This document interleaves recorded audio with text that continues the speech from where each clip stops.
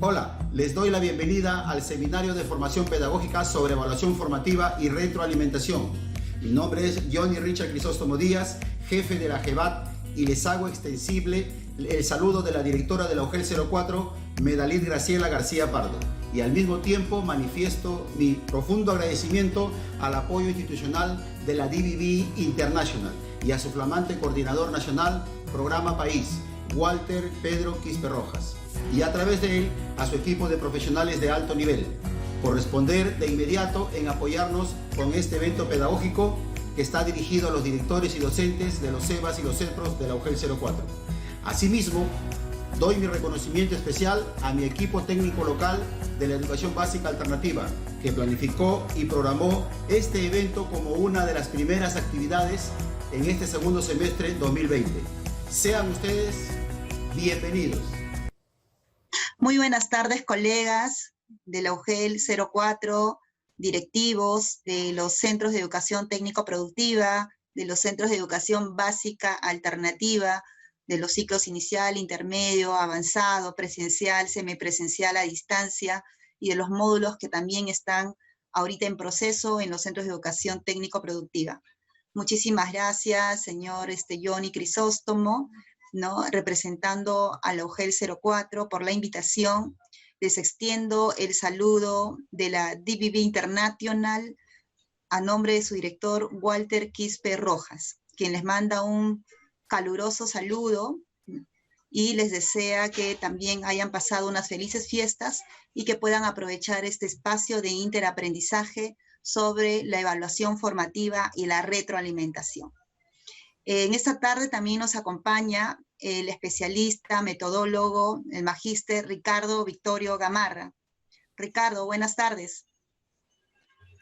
Qué gusto. ¿Cómo estás, Sara? ¿Qué tal? Gracias. Gracias por la invitación.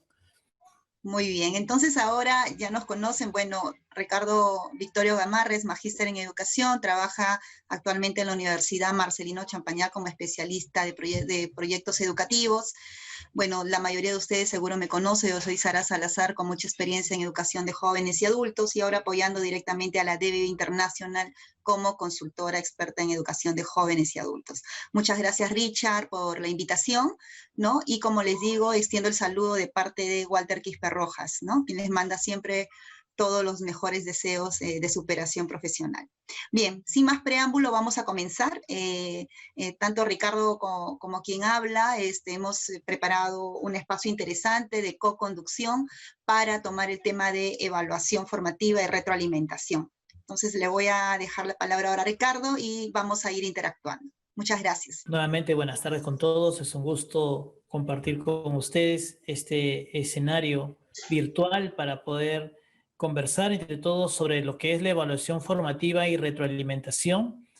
Así es, tal como lo ha dicho Sara, vamos a un poco intercambiar entre ambos esta exposición, del cual va a ser, espero, de mucha complacencia de ustedes y con gusto para poder recibir no solamente sus opiniones, sino también sus consultas, sus preguntas, para escucharlo de pronto también en vivo y ciertamente poder generar esta oportunidad de diálogo que es tan importante este tema.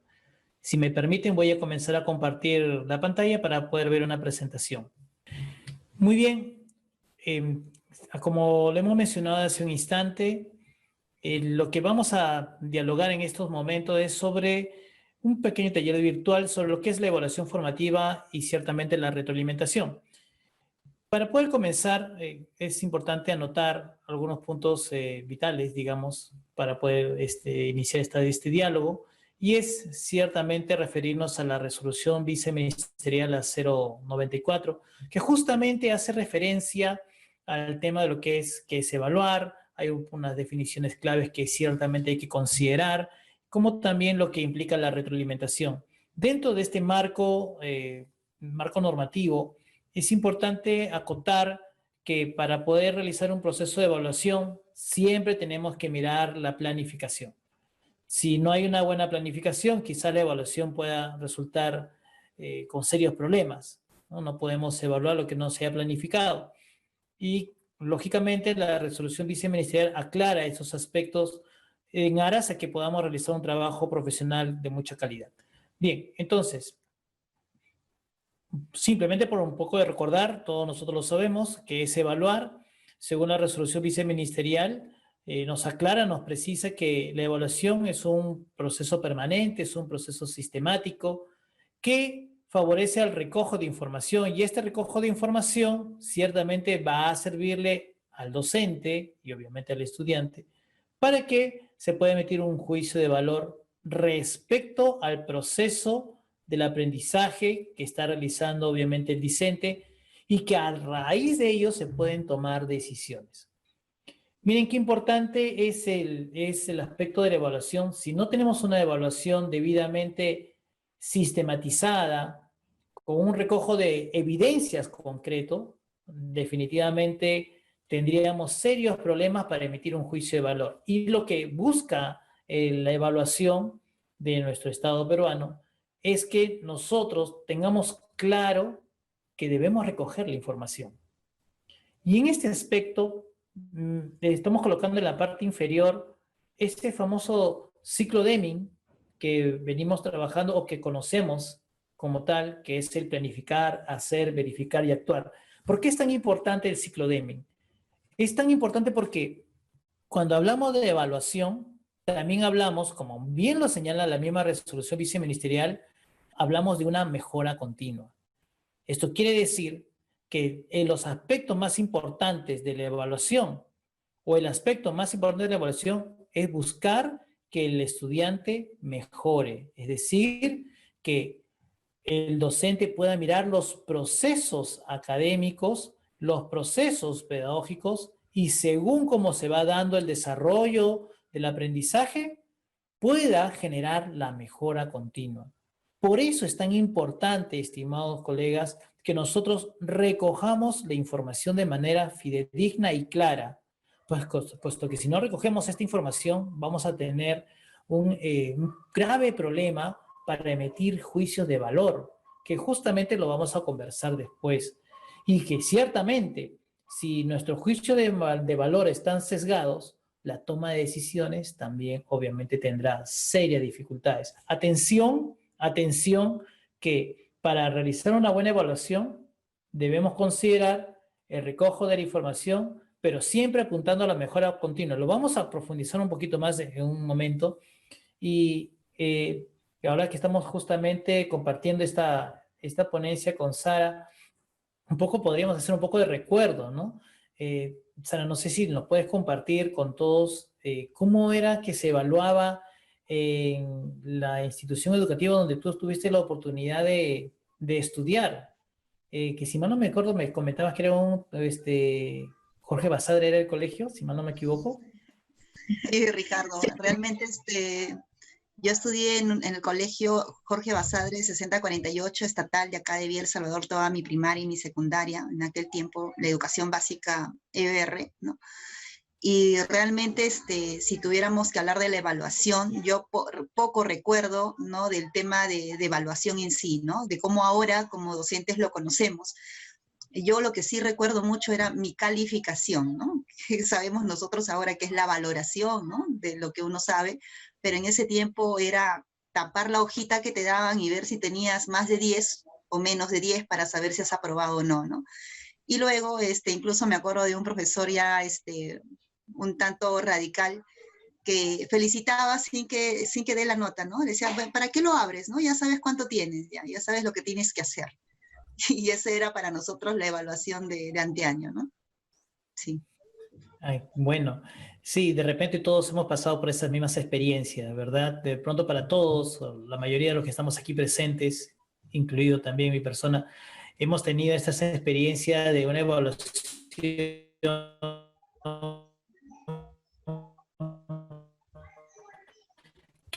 es más una calificación y que de pronto empezaran, ¿no? Entonces, miren qué importante cómo se ha ido cambiando poco a poco el concepto de evaluar. Incluso esto medita un trabajo personal, ¿no?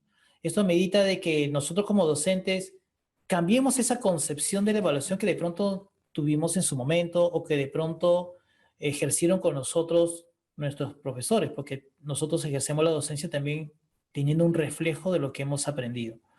Entonces, considerando ello, vale aclarar que es importante que en la concepción de evaluación tengamos claro que no solamente es, como Sara lo ha manifestado, solamente emitir un juicio de valor, ¿no? Sino que hay que recoger una información debidamente y obviamente también debemos pensar en la mejora continua. Bien, entonces, sobre algunas definiciones claves que es importante, hay que mencionar de que el objeto de la evaluación son las competencias. No sé, Sara, si puedes ampliar al respecto. Y realmente nosotros, como docentes ahora de Básica Alternativa, más bien gracias a todos los que están dejando ya sus preguntas, las vamos a considerar para el momento de poder absolverlas, ¿no? Sabemos que el objeto de la evaluación son las competencias, ¿no? Y siempre nos hemos preguntado incluso cuáles son estos criterios de evaluación, ¿no? Y el Currículo Nacional de la Educación Básica en general nos dice que hay dos criterios, ¿no? Los estándares y los desempeños, ¿no?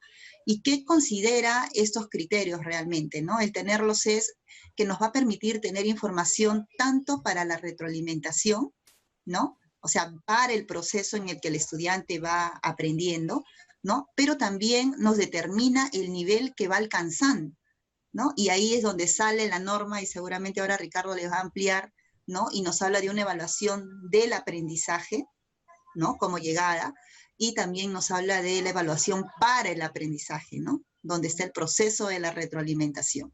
Entonces, es interesante que nosotros podamos entender que cuando evaluamos para el aprendizaje, tenemos que tener claridad de estos criterios que vamos a establecer y que bien nos da el marco en lo que vienen a ser los estándares y desempeños en el currículo nacional. Así es.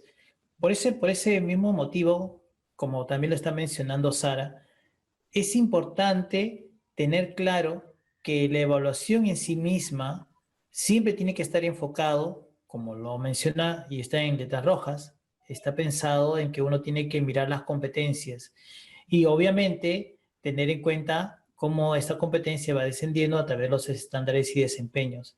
Sin esa luz podríamos equivocarnos. Por eso es que la retroalimentación resulta siendo una mirada muy fina en relación a las competencias, los estándares y los desempeños, a fin de que obviamente aseguremos que el estudiante logre la meta esperada. Bien, entonces, continuamos un poco y vamos a ver muy rápidamente la evaluación por la finalidad. ¿Qué concepción tenemos de una evaluación por finalidad? Adelante, Sara. Claro, aquí nosotros en la norma me habla mucho de esto, ¿no? Lo que hace un momentito mencionaba, ¿no? Cuando es para el aprendizaje y cuando es ya del aprendizaje, ¿no? Nosotros como docentes tendríamos que centrar nuestra atención, ¿no? En este proceso que tiene nuestro estudiante, ya sea del inicial, del intermedio, del avanzado, ¿no? Y también de SET, nuestros estudiantes que vienen en forma modular. Debiéramos tener siempre presente este proceso que van teniendo, ¿no? O sea, ir viendo cómo van avanzando, observar esos logros y también esos progresos, porque la evaluación no solamente es saber el logro, ¿no? O conocer el logro, sino también es ir determinando ese progreso, ¿no? Ir siguiendo ese progreso que tiene mi estudiante, ¿no? Mientras que la evaluación del aprendizaje me permite determinar ya ese logro alcanzado de la competencia, ¿no? Que ciertamente es para efectos ya de calificación, de efectos de certificación, ¿no? Básicamente, esa es la evaluación por finalidad que ya nos esclarece bien la 094. Así es. Y agregándole ello, y les mencionaba unos minutos antes, considerar el tema de la mejora continua. Cuando la resolución viceministerial hace la mención sobre la mejora continua, no lo está poniendo como un término al azar, sino que al contrario, está especificando esta terminología porque la retroalimentación invita a la mejora continua. Por ese motivo, la evaluación es formativa, es decir, no busca un aspecto punitivo, sino que al contrario, busca, según los factores, según las dimensiones que hay que formar en la persona o en el estudiante o en el participante, lo que se enfoca es que progresivamente, según las evidencias, según la información objetiva obtenida, uno pueda dar un juicio de valoración de tal manera que el estudiante o el participante tenga la claridad por dónde va su camino. Ciertamente, como muy bien lo explica Sara, hacia la evaluación del aprendizaje, es decir, hacia el logro del nivel que se espera obviamente alcanzar. En tal sentido, si nosotros hablamos de mejora continua, tenemos que hablar de procesos. Y si hablamos de procesos, nosotros tenemos unos procesos que manejamos como profesionales para determinar si es que el estudiante va en buen camino o no. Y en ese devenir de cada uno de esos procesos, uno va ajustando y reajustando el proceso del aprendizaje a fin de que, según las características propias del estudiante, pueda llegar acertadamente al nivel esperado. Miren, qué importante es pensar en la mejora continua en relación a lo que justamente la experiencia que todos hemos vivido, que Sara ha vivido, que yo también lo he vivido, que todos quizás hemos vivido en la educación, cuando nosotros nos hemos educado, y que de pronto solamente había una evaluación por la calificación, donde ciertamente te medían si es que tenías el cuaderno bien hecho, o si tenías el contenido copiado, o si tenías una exposición oral porque lo habías repetido literalmente. Ahora no, como lo sabemos muy bien, se busca un desarrollo de competencias, hay que mirar bien los enfoques, hay que mirar bien las situaciones significativas para poder decir si es que el estudiante va en buen camino en relación a lo que se espera lograr. Es decir, no solamente mira el aspecto cognitivo, sino obviamente mira la capacidad de análisis, la reflexión, la valoración. Estos aspectos nos determinan de que nuestra evaluación es formativa y que va necesariamente a la retroalimentación. Bien, continuamos, estimados colegas.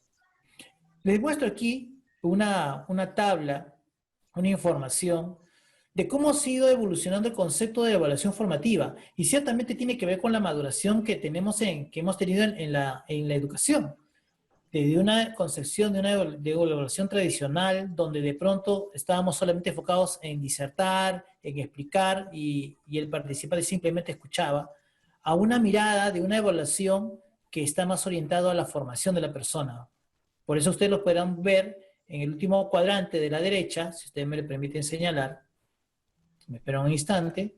Tenemos que, obviamente, la evaluación formativa es un proceso mediante el cual se recaba información sobre el proceso de enseñanza-aprendizaje. Miren, nuevamente nos insisten sobre el recabar información en buscar evidencia que los maestros pueden utilizar para tomar decisiones. Es decir, un maestro no podría tomar decisiones si no tiene evidencias.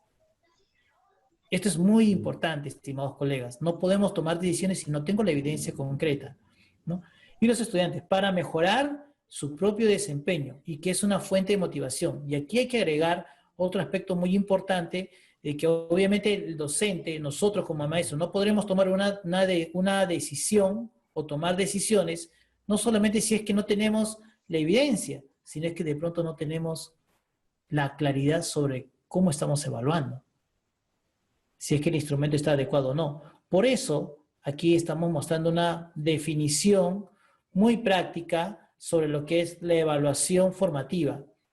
Miren, se afirma que la evaluación formativa es la medida en la que las evidencias se acercan al desempeño, donde ciertamente estas evidencias es buscada, es interpretada y es usada obviamente por nosotros como profesionales, por los estudiantes y sus pares, para tomar decisiones acerca de los próximos pasos a seguir en la enseñanza y el aprendizaje. Sara, ¿te merece una opinión esta definición? Sí, en realidad me estaba haciendo pensar mucho en lo que venimos haciendo como docentes de básica alternativa, también en el sentido de la planificación en reversa, ¿no? Porque la evaluación formativa, como tú bien lo has dicho, me hace pensar desde la planificación. Para yo poder evaluar formativamente, tengo que ir, ¿no?, planificando bien todo el proceso, ¿no? Seleccionar la competencia, las capacidades, los desempeños, poder plantear mis evidencias. En ese caso, lo que vemos ahora con el Aprendo en Casa es que el ministerio sí nos da la plataforma, ¿no? Nos da un propósito por área, ¿no? Entonces, un propósito de aprendizaje que es para la semana, ¿no? Nosotros como docentes, ¿qué tenemos que hacer, no? ir a nuestro programa curricular del ciclo que nos corresponde, identificar a qué competencia está correspondiendo, pero no solo el propósito, ¿no? Sino que también revisamos todas las actividades que están ahí y los materiales que también nos dejan, ¿no? Hay una carpeta que le llaman portafolio, pero que son las tareas básicamente que tienen que hacer los estudiantes, y nosotros como docentes tenemos que hacer una revisión minuciosa y acuciosa de lo que nos está planteando la educación básica alternativa a través de esta plataforma, para poder identificar con mucha certeza esa competencia o esas competencias, ¿no? Y estos desempeños, ¿no? Para nosotros también poder plantear estas evidencias, y unas evidencias que yo voy a poder observar, que yo voy a poder medir, ¿no? Esa evidencia que yo voy a poder distinguir ese progreso, ese logro de aprendizaje del estudiante. Entonces, es interesante lo que dices, Ricardo, porque si vamos a pensar en una evaluación formativa, como a veces lo hacemos, ¿no? Nos equivocamos y decimos, mi instrumento, mi técnica, mi lista de cotejo, mi indicadorcito, ¿no? Mi rúbrica, y empiezo a hacer, pero no he mirado lo principal, ¿no? ¿De dónde estoy partiendo? Para que sea una evaluación formativa, es todo un andamiaje, es un conjunto interrelacionado de estos elementos curriculares que finalmente van a llegar al estudiante. Por ahí me gustaría de repente, Ricardo, que nos refuerces esa idea de este enfoque de evaluación formativa para poder aterrizar en una excelente retroalimentación. Sí, claro. Aquí hay que tener en cuenta algunos aspectos importantes, y ciertamente son aspectos teóricos que han sido validados. Cuando nosotros vamos a enfrentarnos a un proceso de evaluación formativa, es claro que hay muchos aspectos previos que debemos de considerar, entre ellos una debida planificación. Pero justamente con lo que menciona Sara, todos los que nos encontramos en esta sala, estamos en un entorno donde estamos enfocados en la educación básica alternativa, incluso en la técnica productiva. Entonces, ¿qué sucede?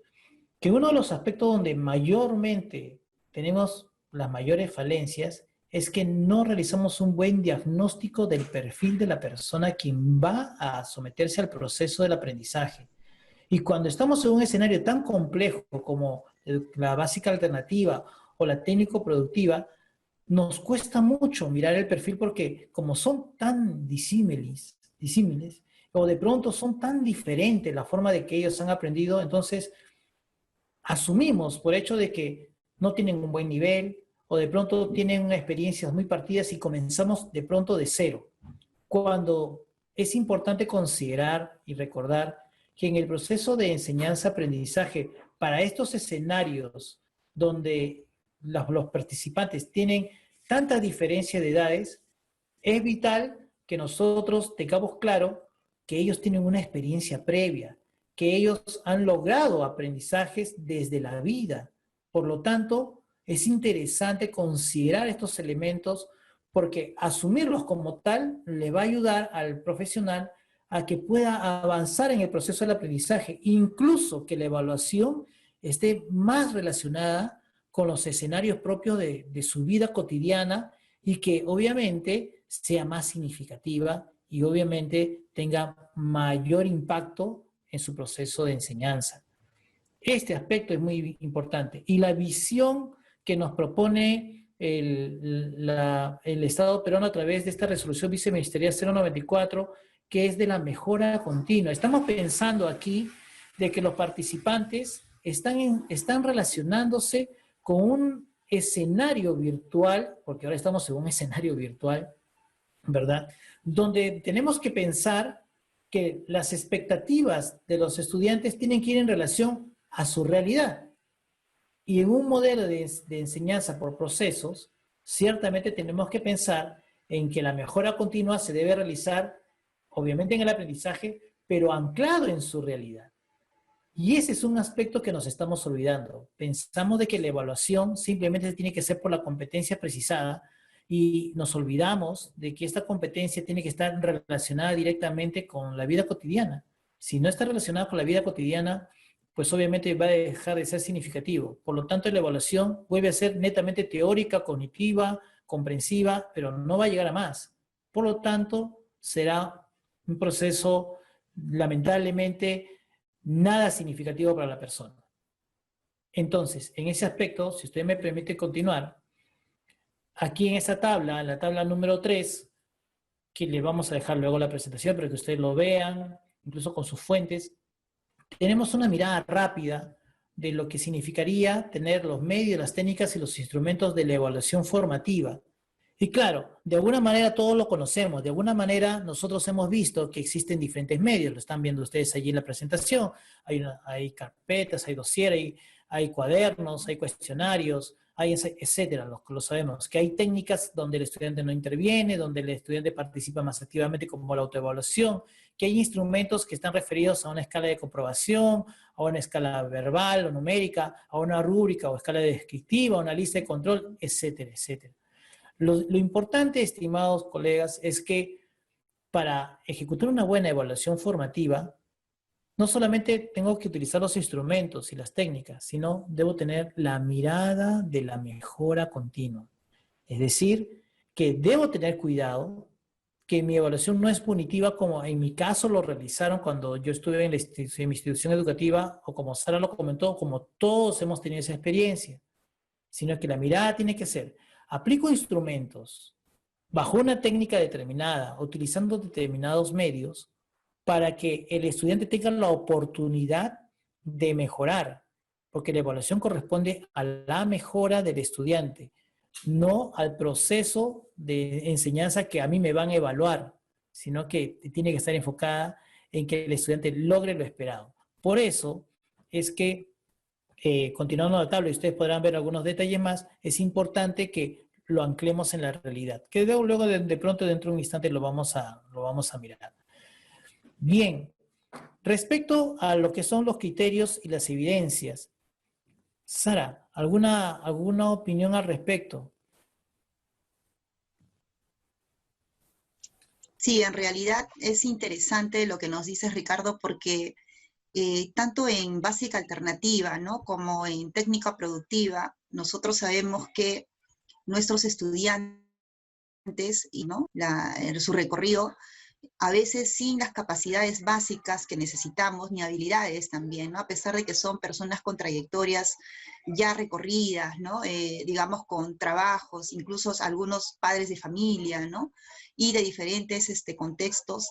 Sabemos que en el ciclo básico también de la educación técnica productiva y en el ciclo medio seguimos reforzando, ¿no?, estas habilidades, estas capacidades básicas que necesitan para insertarse al mundo laboral, ¿no? La básica alternativa con la técnico productiva tienen eso en común, ¿no?, que preparan para el mundo laboral, mientras que en la básica alternativa se ven las competencias, ¿no?, se ve más el desarrollo de habilidades, de actitudes, ¿no? La técnico productiva va más por el lado operativo, del trabajo, todo, pero sin embargo ambas conversan en que tenemos estudiantes con contextos muy similares, ¿no?, de edades similares, ¿no?, y diversas a la vez. Entonces, el tema de poder hacer una buena evaluación, pero con el enfoque de una evaluación formativa, es interesante.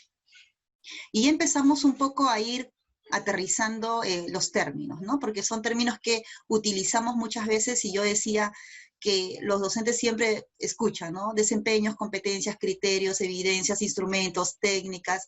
Discutíamos con Ricardo situación significativa, experiencia de aprendizaje, actividad, propósito, y entonces nos llenamos de terminología y finalmente las usamos indistintamente, ¿no? Interesante es que podamos ir tomando en cuenta lo que realmente nos dice el currículo, ¿no?, y poder hacer nuestros conceptos también contextualizados, sin salir, ¿no?, de la normatividad y lo que nos dicen los expertos, ¿no? En este caso, quisiéramos hacer un paralelo, ¿no?, y también esa correspondencia entre lo que es un criterio y una evidencia, ¿no? Hemos dicho hace un momento que los criterios son los estándares y los desempeños, ¿no? Tal cual están, son gruesos, y es por eso que nuestra tarea como docentes es precisar estos desempeños, ¿no? Y una vez precisados el desempeño, podemos plantear nuestra evidencia. Pero, ¿qué es el criterio, no? El criterio viene a ser ese referente específico para que yo como docente pueda ir, de acuerdo al avance, tomar un juicio de valor, ¿no? Pero ese juicio de valor va a ser solamente de acuerdo al desarrollo que yo vaya viendo, el progreso o el logro que tenga el estudiante, ¿no? Pero para ello yo tengo que hacer un seguimiento. Y conversábamos con Ricardo en estos días que justamente nosotros no podríamos llegar a una evaluación, a una retroalimentación, sin ese seguimiento, sin ese monitoreo, ¿no? De ese avance que va teniendo nuestro estudio. Lo que me da a entender es que yo tengo que tener claridad de lo que va a describirme la competencia, ¿no? Esas características, esas cualidades, aquello que yo como docente voy a valorar. Tiene que estar descrito, ¿no? Y eso lo tenemos en los desempeños y lo tenemos en los estándares.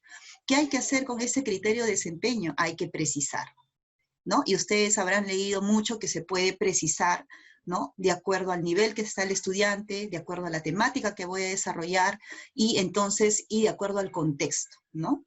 Puedo precisar, ¿no? Para ampliar, puedo precisar para profundizar, para complejizar, pero nunca para minimizar el proceso cognitivo que ya me establece el desempeño, ¿no? Y eso lo podríamos ver también en otro momento. En cambio, la evidencia, propiamente dicha, ¿no? Es la producción o actuación que va a tener, que hace mi estudiante. O sea, yo tengo que estar atento a esa evidencia. No la evidencia siempre va a ser un producto. Por eso acá decimos que es el producto o la actuación, ¿verdad? Ahora, ustedes me dirán, pero Sara, ¿y ahora cómo voy a ver si no está en presencial? ¿Cómo voy a ver que él está actuando? Para eso tenemos los medios. Cuando mandan incluso un audio, podemos saber cómo está pronunciando, cómo está haciendo esta comunicación oral, ¿no? Cómo se está dirigiendo. Si le pedimos una opinión, podemos ver también incluso un poco el sentir que tiene, la actitud que le pone, la emoción que le da también si le pedimos una poesía o algo así. Ahora por 28 de julio, qué hermosos videos hemos visto colgados en el Face. No me dejará mentir Ricardo, hemos estado revisando algo de los EVAs y realmente señoras, jóvenes y adultos, ¿no? Con esa elocuencia, ¿no? Y con ese amor patrio que han podido ver. Entonces, eso es una evidencia. Ellos no lo han escrito, no han presentado, escrito nada. Simplemente han hecho, ¿no? Una oralidad y un lenguaje corporal hermoso que ha demostrado que tienen estas cualidades y que tienen algunos desempeños ya logrados, ¿no? Entonces, es interesante ver lo que realiza el estudiante, ¿no? En estas situaciones definidas, que en este caso ha sido contextualizado a esta fiesta cívica, que es, ¿no? nuestro mes patrio, ¿no? Y tenemos que integrarlo siempre al aprendizaje, o sea, todo lo que ellos hacen, ¿no? Siempre ver en qué está contribuyendo, ¿no? Como evidencia a este desarrollo del desempeño. Sí, Ricardo. Así es. Y por otro lado, también es importante mencionar que en este escenario en el cual nos encontramos, donde la educación ya no es presencial, sino es virtual, o es a distancia, según las características propias de los estudiantes y obviamente de la realidad geográfica, tendríamos que decir que la evidencia le va a dar al docente, al maestro, la certeza total de cómo va a tener que retroalimentar al estudiante. Y en este caso, la evidencia sí se hace objetiva. En este caso, la evidencia sí se hace clara, valga la redundancia, evidenciable. ¿Por qué? Porque en un proceso de aprendizaje bajo una modalidad virtual, en el escenario de la educación básica alternativa o la técnico-productiva, los estudiantes tienen que evidenciar el logro que están obviamente esperando y que obviamente el docente les ha planteado, según obviamente lo que ya Sara ha explicado. Y en este sentido, este es el medio virtual donde sí se deja constancia de que el estudiante ha logrado o no ha logrado, o obviamente el producto que obviamente ha generado, y a partir de allí poder retroalimentar adecuadamente. Es decir, hay que asegurar los medios virtuales y hay que asegurar las plataformas, hay que asegurar los recursos, obviamente, que permitan ese registro de las evidencias. Bien, entonces, vamos a continuar. Entonces, ¿qué significa retroalimentar? ¿Qué significa retroalimentar? Sara. Bueno, nosotros antes de pasar a plantear realmente el concepto de retroalimentación de todo lo que hemos podido analizar, tanto en la experiencia como en la teoría, ¿no? A ver, un momentito. Veíamos que, vemos que nos hemos valido de esta fuente bibliográfica, ¿no?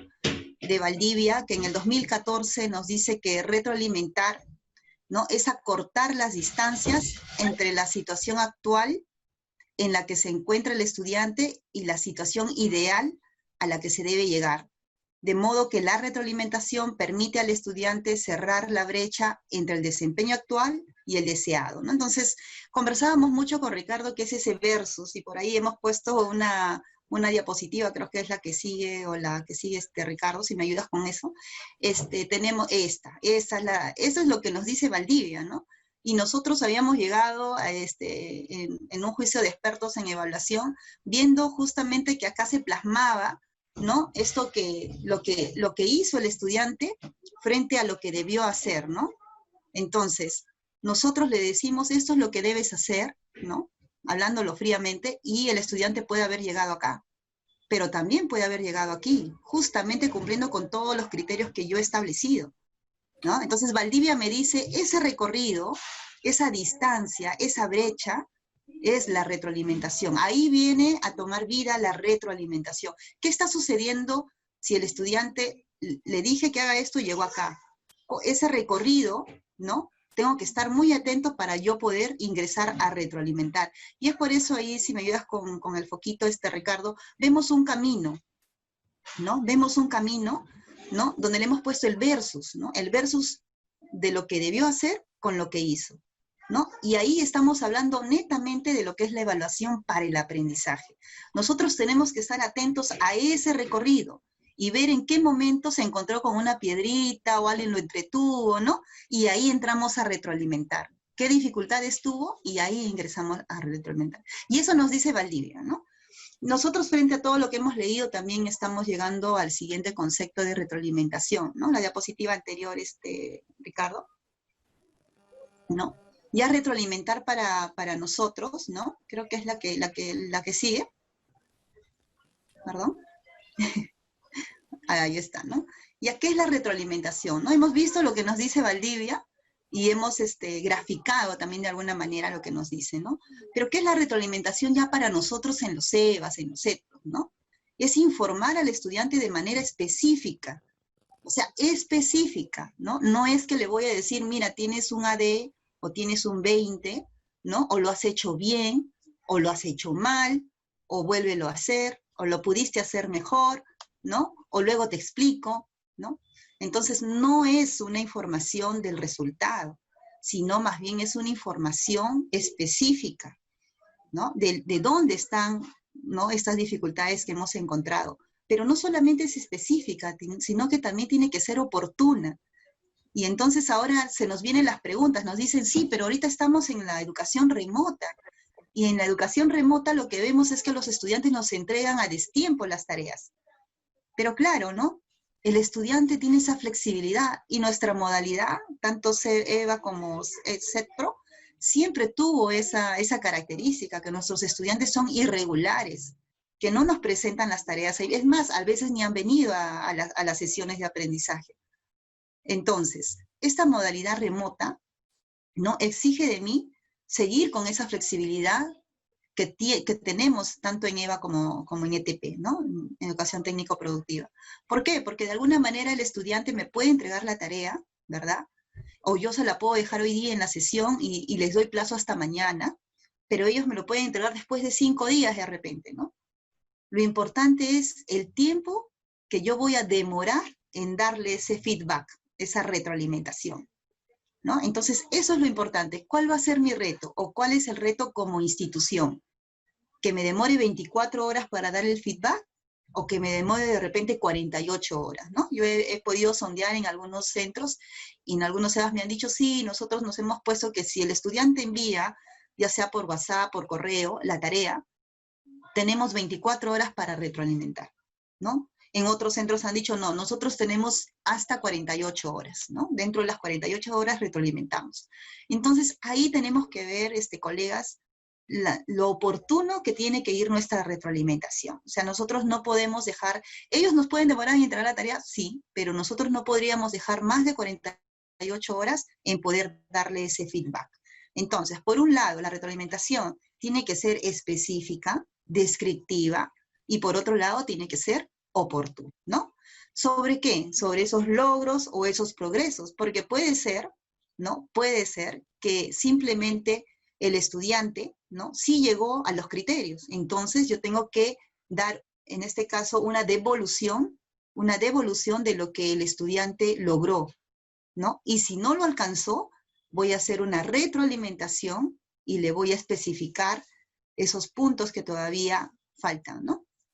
Bien, y aquí Ricardo nos ponía los tipos de retroalimentación, ¿no?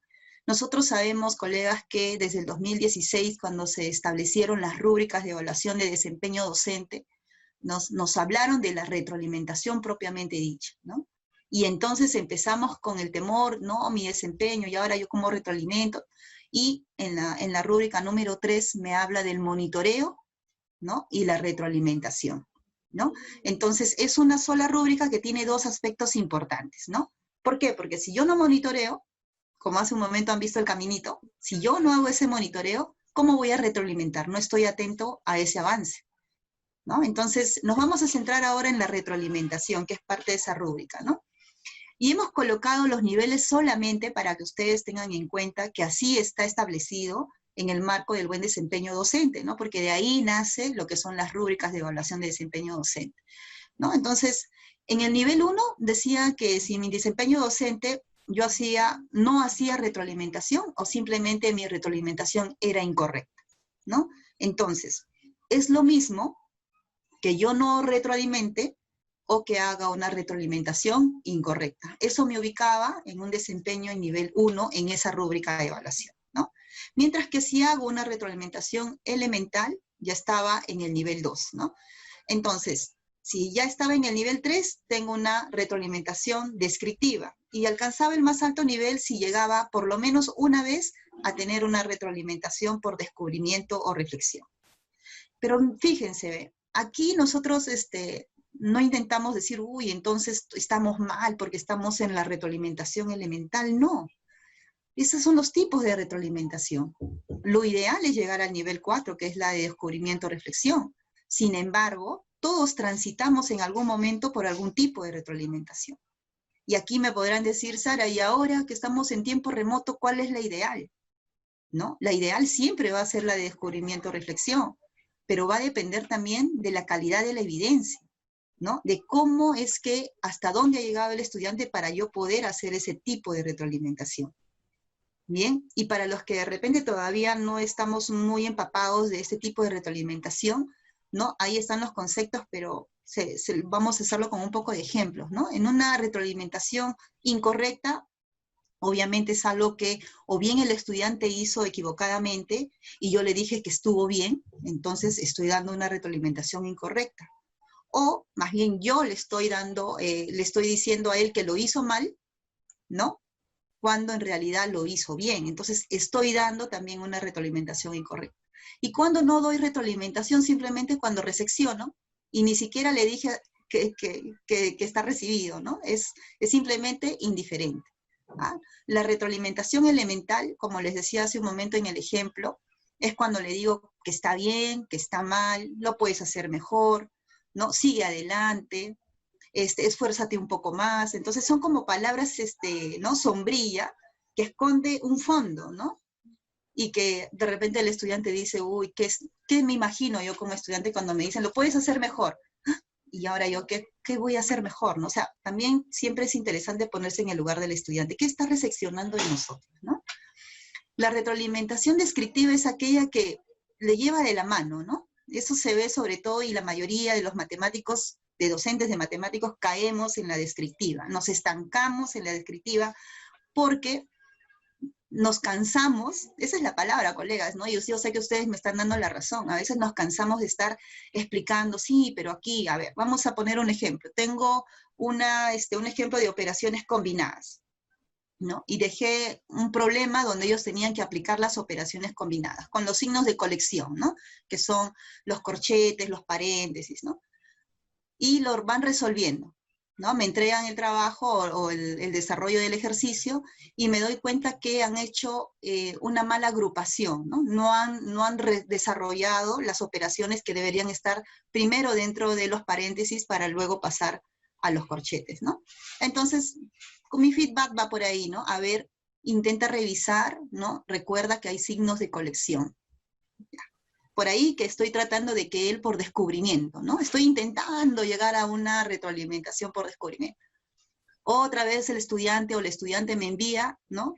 Y esta vez ya reconoció eso, pero ahora en vez de multiplicar o dividir primero restó, ¿no? Cuando ustedes saben que las operaciones que se hacen luego son las sumas y las restas, ¿no? Entonces, nuevamente, a ver, fíjate, recuerda que primero se divide o multiplica y luego se suma y finalmente se resta, ¿no? O las 4 operaciones.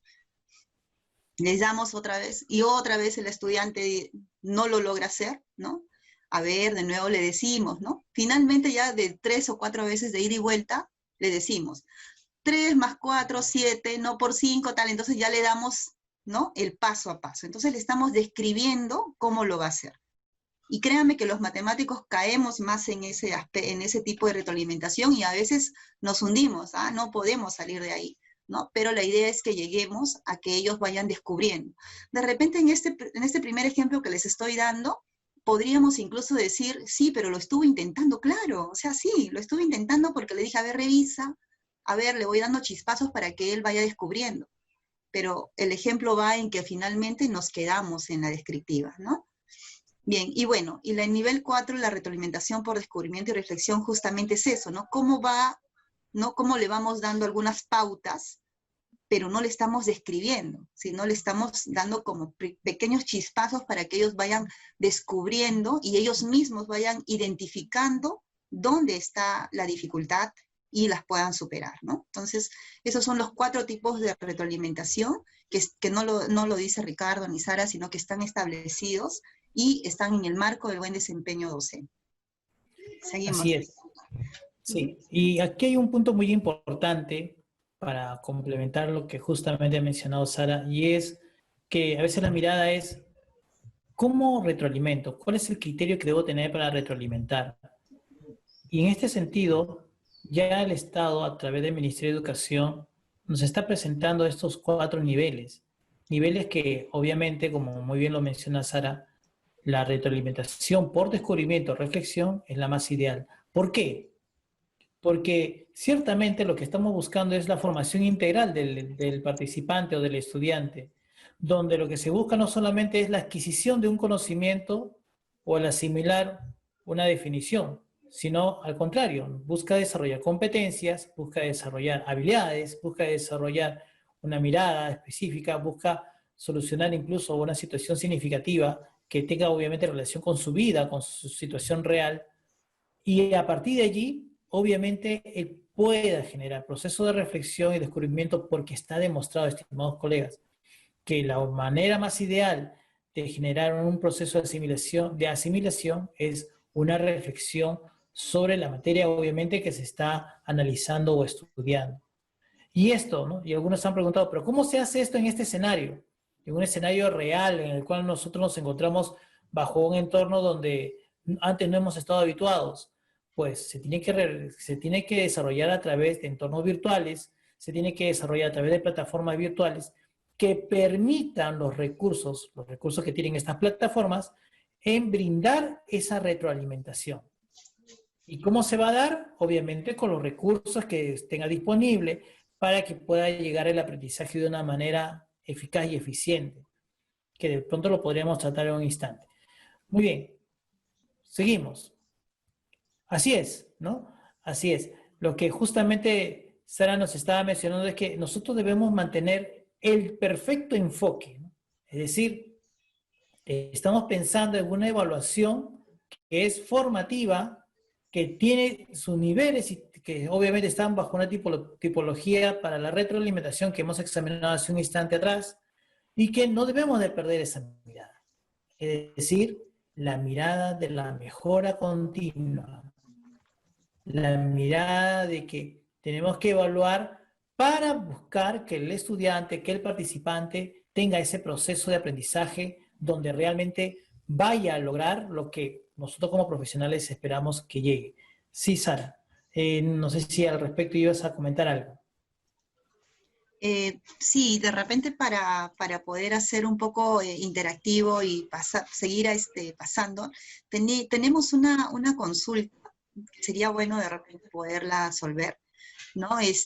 Nos preguntan si se podría explicar cómo, cómo es que hay esta relación de la evaluación formativa con la planificación invertida y las competencias. ¿Qué nos podrías decir al respecto, Ricardo, para ir ayudando con esto? Bien, hay unos aspectos que son muy importantes considerar cuando hablamos de evaluación. Ciertamente se está mencionando sobre el tema de la evaluación invertida.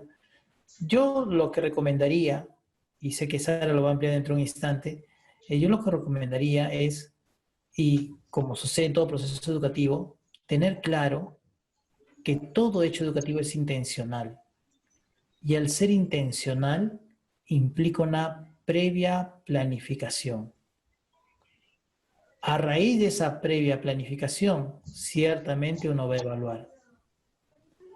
En este sentido, hay que tener mucho cuidado porque lo que no está bien planificado es muy difícil evaluar. Y esto significa que si nosotros vamos a intentar realizar una evaluación sobre algo de lo que no tenemos claro en su desarrollo, ciertamente, va a ser una evaluación forzada. Hay que tener mucha precisión sobre los principios, sobre los aspectos que uno está, sobre los cuales uno está desarrollando un proceso del aprendizaje. Incluso si en un escenario virtual, donde algunos han preguntado, ¿no? ¿Pero cómo lo voy a hacer en un escenario virtual? Pues hay que conocer al respecto. Hay que interactuar con una plataforma virtual, lo cual no niega absolutamente en nada los presupuestos o principios educativos, incluso de que se tenga que lograr tales o cuales competencias, tales o cuales evidencias, tales o cuales desempeños. En este sentido, hay que tener mucho cuidado con el fin de la evaluación. Y obviamente el fin de la evaluación es que se logre medir si es que el estudiante está llegando al logro esperado. Pero ese logro esperado es porque uno lo ha planificado. Sin una previa planificación, corremos un alto riesgo. Sara. Sí, realmente es interesante la pregunta porque vemos que en la plataforma nos dan, ¿no? Nos dan un poco el propósito de aprendizaje, ¿no? Cuando nosotros hablábamos de la planificación invertida hace un momento, lo que decimos es que normalmente como lo debiéramos hacer, como bien lo dice Ricardo, es tener claridad desde el inicio hacia dónde vamos. Y siempre vamos ajustando, ¿no? Porque en realidad nuestras planificaciones o programaciones anuales, las unidades didácticas, incluso la sesión son hipótesis que planteamos, ¿no? Y que ya en la práctica vemos qué tanto nos resulta o no y vamos reajustando, ¿no? En este sentido, la plataforma Aprendo en Casa lo que me da es un propósito por área, ¿no? Y nosotros tenemos que hacer, ¿no?, pedagógicamente esa selección de estas competencias y también ir viendo a qué desempeños estamos apuntando y poder precisarlos, ¿no?, para hacer nuestra evidencia. Entonces, hablábamos un poco de la planificación invertida y que es necesario hacerlo, ¿no? ¿Por qué? Porque no es que estemos dejando escapar algo. Sería un error nuestro si solamente tomamos el propósito tal cual, ¿no? Y planteamos un instrumento de evaluación, ¿o no, Ricardo? Tendríamos que tener claridad de esa competencia, a qué desempeño está apuntando, para, si yo no tengo una planificación propiamente dicha en el portal, como docente tendría que ser mi tarea. ¿Para qué? Para poder hacer un buen seguimiento y una buena retroalimentación. ¿Cómo nos puedes ayudar en eso, Ricardo? Miren, aquí hay un aspecto, se habla mucho de lo que incluso el Ministerio lo ha dicho sobre el tema de la evaluación invertida. Y claro, sabemos que el tema de la evaluación formativa, no nos vamos a salir mucho, pero debido al comentario que están haciendo, vale la pena rescatarlo. Y es que lo que se está estilando, se utiliza es, uno toma el desarrollo de la sesión, que obviamente está con las experiencias de aprendizaje que busca lograr con los estudiantes y busca conectarlo con la competencia, con los desempeños, con el estándar incluso, ¿no?, con las evidencias que de alguna manera están planificados y buscas lograr la conexión, ¿no?, entre la sesión y obviamente la parte planificadora de tu matriz, obviamente donde está colocado pues tu desempeño y todos los demás elementos que nosotros conocemos. Y ciertamente debería haber una conexión, ¿no? Tendría que haber una conexión. La reflexión que yo hago en este sentido es, lo mejor sería tener el cuidado de que tengamos todo debidamente organizado. Es decir, ver todo el camino, todo ese andamiaje que mencionaba Sara anteriormente, donde está conectado cada uno de los elementos. Y claro, en lo que es la educación básica alternativa, según las evidencias que estamos todos constatando, quizás falta hacer algunas precisiones en el contexto en el cual en estos momentos nos estamos desenvolviendo de una manera académica, a fin de que haya una consecución lógica entre lo que uno espera evaluar con obviamente la meta que uno debe tener con claridad en relación a la competencia, en relación al desempeño. Esta es una tarea en el caso nuestro, como en la educación básica alternativa, como en la técnico-productiva, mucho más complejo, porque tenemos unas características de participantes que no son similares.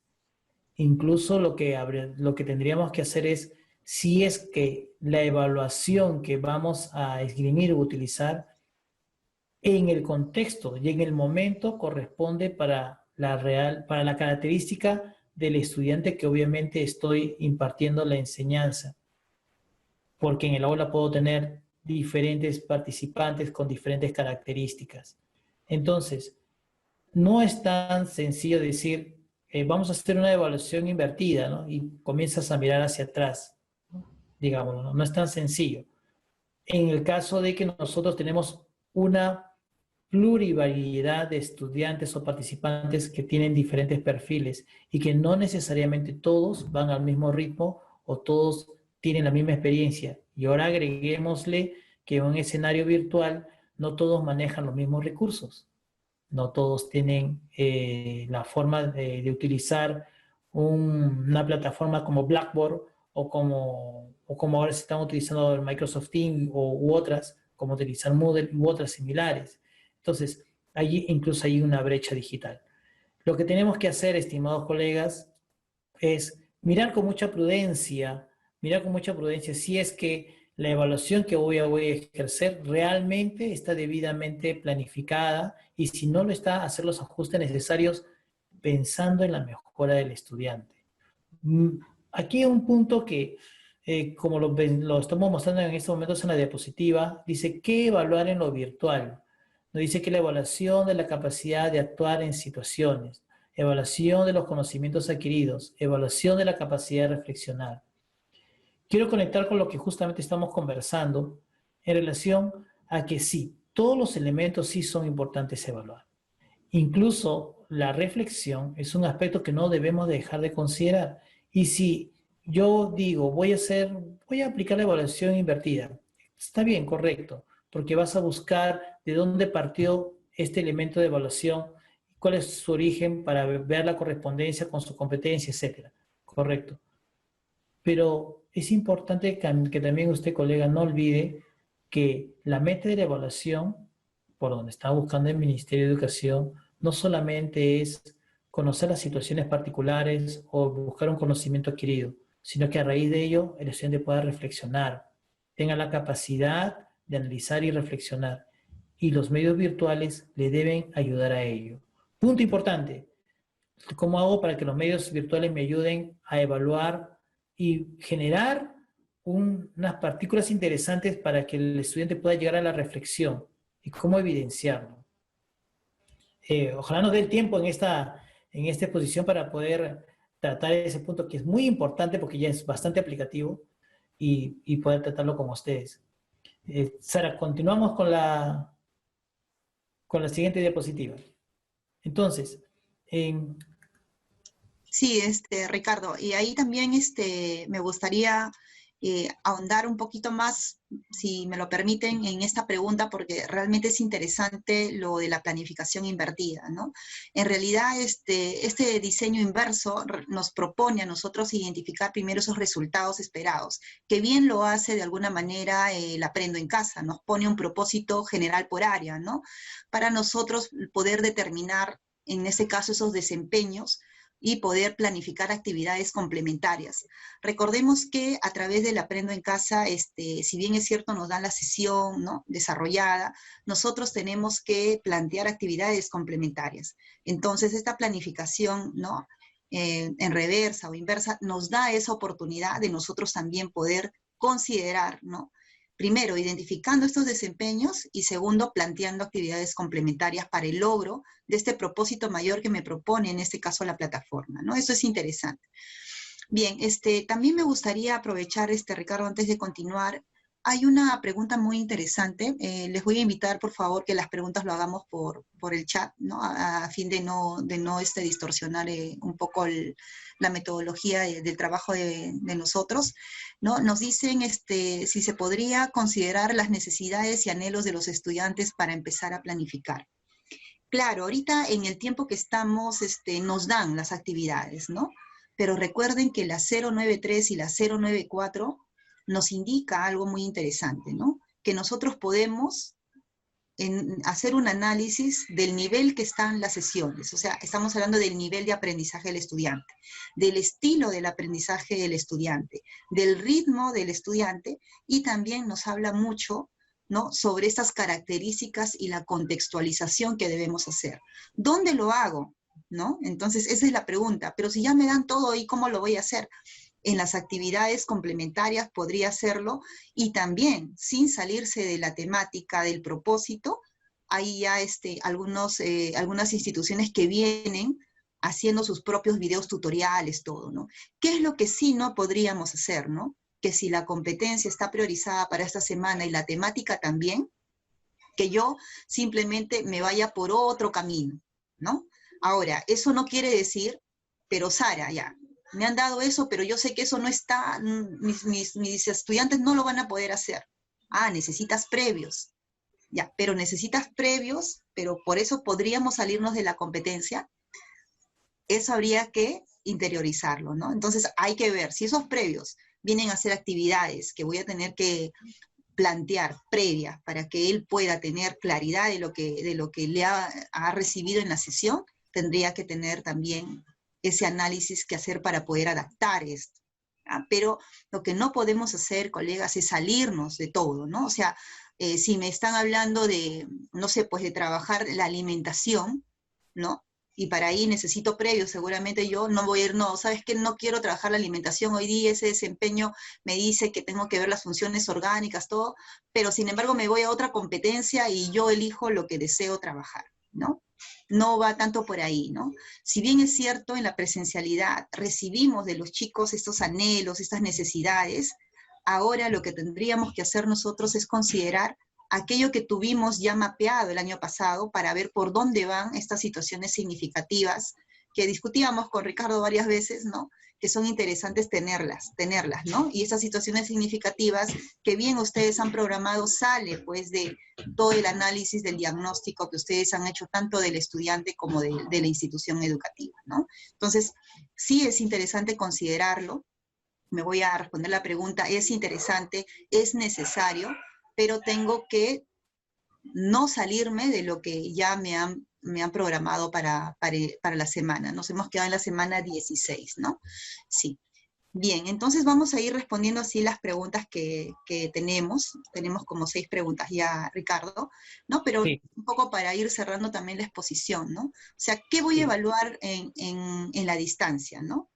Tenemos los medios sincrónicos, ¿no? Y por aquí justo una pregunta también iba por ahí, ¿no? ¿Qué va a pasar si me piden evidencia de mi retroalimentación y yo lo hago por teléfono? Porque mi estudiante no tiene WhatsApp, no tiene internet, no tiene un buen teléfono. ¿Cómo doy evidencia, no?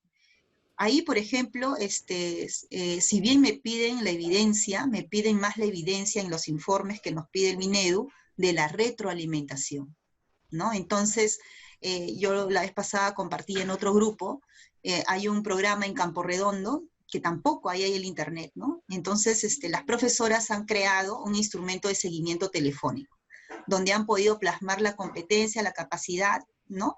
De acuerdo a lo que han planificado, ¿no? Han planteado la evidencia y han hecho una pequeña rúbrica de la evidencia, ¿no? Y por el teléfono, ¿no? Constatan hacia dónde está avanzando el estudiante o si ya lo logró, ¿no? tienen un Excel donde van colocando ahí por dónde fue la retroalimentación, ¿no? Y no tienen que escribir tanto, es resumido, lo puntual, y si ya me pide evidencia, pues de repente el director, simplemente le saco un pantallazo a la llamada, ¿no? O sea, ¿cuánto duró mi llamada? Si me duró 1 minuto es porque no hubo retroalimentación, pero si mi llamada duró 3, 4, 5 minutos, es porque hubo un feedback de mi parte, ¿no? Entonces, eso lo voy consolidando, ¿no? El estudiante Ricardo Victorio Gamarra lo llamé para ver cómo elaboró su afiche. Ya, el estudiante me indicó tal, ¿no? La retroalimentación fue la siguiente, tal, y listo. Y puedo ir haciendo mi consolidado de esta retroalimentación que vengo haciendo, ¿no? Y de ahí también puedo seguir viendo el avance de Ricardo. Entonces, los medios que nosotros busquemos para retroalimentar, de alguna manera van a existir, ¿no? Al menos que sea una zona demasiado alejada donde ni siquiera la llamada ingrese, ¿no? Por lo pronto, al menos las llamadas telefónicas sí se están dando, ¿no? Entonces es interesante eso, donde hay los sincrónicos, el chat, la audioconferencia, o sea, los audios, ¿no? Que también envían a través del WhatsApp, ¿no? Las videoconferencias como lo estamos haciendo, ¿no? Y hay otras modalidades también que se pueden dar como el teléfono, ¿no? También tenemos los medios sincrónicos, ¿no? En este caso, perdón, asincrónicos, ¿no? Que son las diferentes herramientas que brindan las plataformas, ¿no? En este caso, los foros en línea, trabajos individuales, colaborativos, y también está los correos electrónicos, ¿no? Algunos ya están trabajando, recibiendo los trabajos en los correos. Sí, seguimos, Ricardo.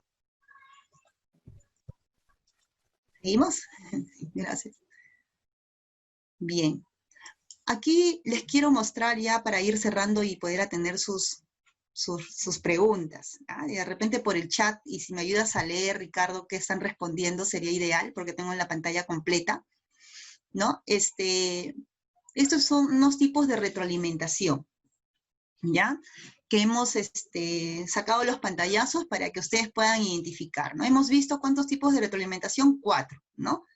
Aquella retroalimentación que es incorrecta y que no se hace, que no diríamos que es retroalimentación. Tenemos la retroalimentación elemental, la descriptiva, y tenemos la de descubrimiento. Y también hemos hablado de un tema interesante, que es la devolución, ¿no? Ahora, ¿qué es la devolución realmente, no? Hace un momento veíamos el caminito, ¿no? ¿Se acuerdan que había lo que debió hacer frente a lo que hizo? ¿Qué sucede cuando el estudiante, ¿no? Está por debajo de lo que debió hacer? Entonces el docente hace el monitoreo, el seguimiento y retroalimenta hasta que el estudiante se acerque a lo que debió hacer. Pero ¿qué sucede si yo dejo una tarea, ¿no? Una actividad, qué sé yo, y el estudiante frente a lo que le pedí, hizo exactamente lo que le pedí? Entonces él ha logrado, ¿verdad?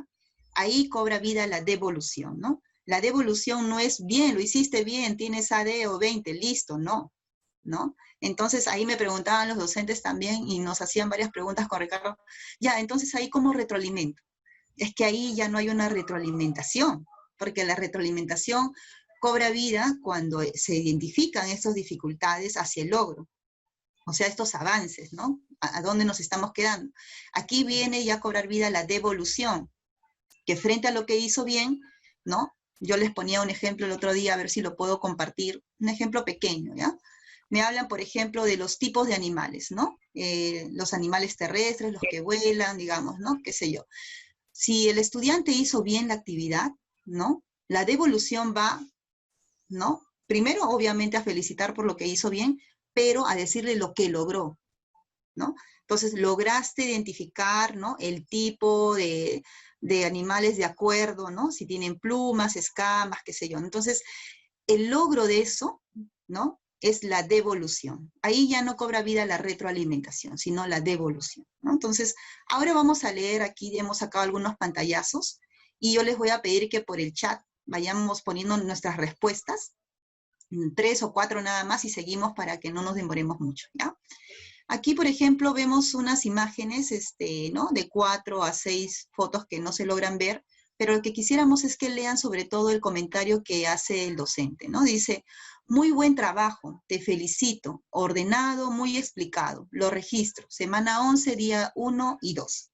¿Qué tipo de retroalimentación está dando el docente frente a lo que ha presentado el estudiante?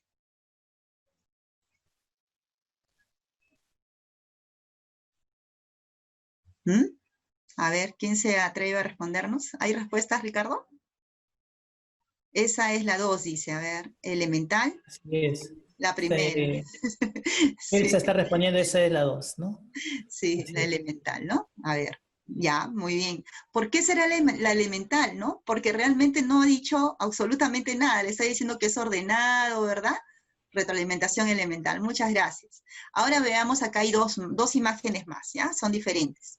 En la primera vemos que hay una planta donde está, la tarea está identificando un poco las partes de la planta, ¿no? Y le pone Allison, ¿no? Entonces la profesora o profesor le dice, muy bien, Allison, está explicado. Tu gráfico está explicando cómo se alimentan las plantas. ¿Qué tipo de retroalimentación será? ¿Mm? ¿Será una retroalimentación? ¿Será un intento de devolución? ¿Qué será? ¿O será una devolución? ¿Descriptiva? ¿Seguro? Decimos descriptiva. ¿Alguien más a ver? Elemental. Ya. Bien. En este tipo de evolución, ya. Muy bien. En este tipo de retroalimentación, ¿no? Vemos que hay un intento, porque ahí le dice que está bien explicado, ¿no? Entonces le dice que está muy bien prácticamente, ¿no? Que que explica cómo se alimentan las plantas. Claro, realmente ahí lo que el docente está tratando de decir que lo hizo bien, que cumplió con los criterios, ¿no? Si estuviera en una condición mejor redactado, estaríamos hablando de una devolución, ¿no? De una devolución, porque alcanzó el criterio. Sin embargo, como lo ha redactado, no se puede notar, ¿no? No se puede notar tal cual. Ahora, colegas, ahí, por ejemplo, también con Ricardo veíamos que en la norma nos habla mucho de la evaluación, ¿no?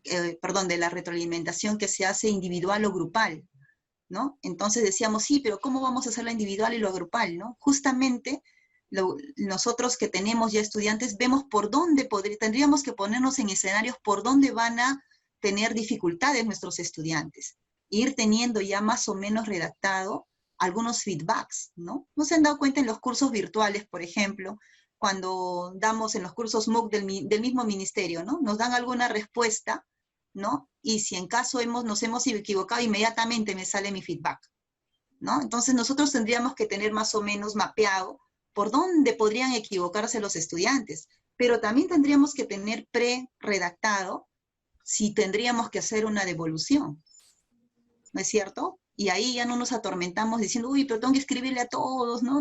No, tendríamos que ya tener organizado ello, ¿no? Bien, debajo vemos que hay un audio que ha mandado un estudiante, ¿no? Y el docente le dice, bien, Edgar, recuerda siempre que para redactar un texto escrito, en este caso la carta formal, debemos utilizar la adecuación, la coherencia y la cohesión. Investiga esos términos. ¿Qué tipo de retroalimentación es? Descriptiva, a ver, ¿qué más? Descriptiva, descriptiva, descriptiva. Bien, ya hay más de 3 que han señalado que es descriptiva.